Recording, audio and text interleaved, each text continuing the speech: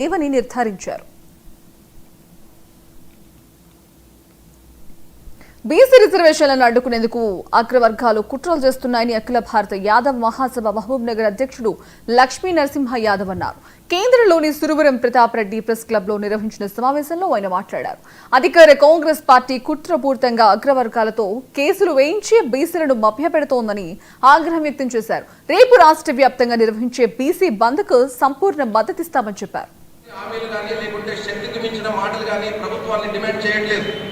మీరు ఏదైతే మాకు హామీ ఇచ్చిండ్రో మా ఓట్లని ఎప్పుడైతే మీరు మేము వచ్చిన తర్వాత 100% మీకు రిజర్వేషన్ ఇచ్చిన తర్వాతనే మీరు స్థానిక సంస్థల ఎన్నికలకు పోతామని ఏదైతే ప్రామిస్ చేసిండ్రో దాంట్లో భాగంగానే 42% రిజర్వేషన్ ఈరోజు బీసీలకు కావాలని చెప్పి అఖిల భారత యాదవ సభ డిమాండ్ చేస్తాం.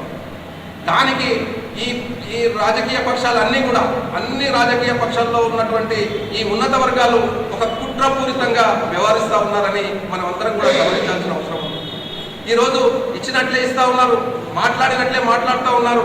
ఈరోజు కోర్టు పేరు మీద మొన్ననే ఎలక్షన్ నోటిఫికేషన్ వెలువడడం, కోర్టు పేరు మీద మళ్ళీ దాన్ని నిలుపుదల చేయడం, దీన్నంతా గమనిస్తూ ఉంటే కోర్టులో కూడా ఈరోజు ఈ తరఫున ఎవరయ్యా వాదించిన వాళ్ళంటే సుదర్శన్ రెడ్డి కానీ, బీసీ సంఘాల తరఫున కూడా ప్రభుత్వం తరఫున వాదించిన వాళ్ళంతా కూడా రెడ్డి నాయకులే.